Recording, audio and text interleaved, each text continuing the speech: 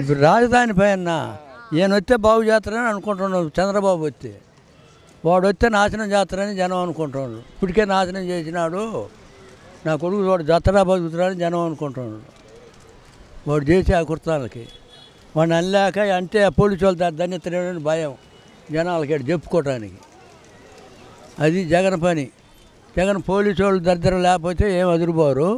Police వాళ్ళ వల్ల అదురుపోతున్నారు. ఇప్పుడు అదురు తగ్గింది కొంత, ఇంకా అదురుపోరు.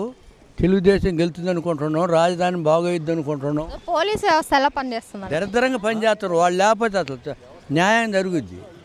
వాళ్ళు న్యాయం జరగనీయటం లేదుగా. వాడు ఏది చెబితే అది చేస్తున్నారు. వాడు డబ్బులు ఇస్తే తనమంటే తనతున్నారు, పొడవమంటే పొడుస్తారు. మంచి చెడు అనేది లేదు, ధర్మం అధర్మం అనేది లేదు అని జనం చెప్పలేక చెబితే ఏమన్నా ఇద్దని భయపడుతున్నారు. నా బోటోడు భయపడ్డా ఆ ముండేం చేస్తాడులేమ్మని అనుకుంటాం. కొంతమంది భయపడతారు. బేంబళ్ళాలు ఉండేవాళ్ళు భయపడుతున్నారు. మేము రైతులు భయపడాల్సిన అవసరం లేదు. ఒక దెబ్బ తెగినా ఏందే ముండాని అనే తీరి ఉండోడు చెబుతుండు. అందుకని ఈ దుర్మార్గం అణిగిపోతే నయమని మేము అనుకుంటున్నాం. పెంపిసాయన గారి అభిప్రాయం ఆయన మంచోడని జనం అందరూ అనుకొని విసుకెత్తే రాలే. నిన్న ఊరు రమ్మంటే వచ్చిందండి, ఒకరు రమ్మంటే రాలే. విసుకెత్తే రాలేటట్టు లేదు. అభిమానాలు ఉండి వచ్చిండ్రు. డబ్బులు ఇస్తే రాలే.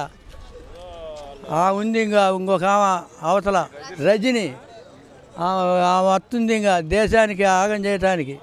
ఆడ తిన్నది చిలకలూరిపేటలో నాశనం చేయటానికి.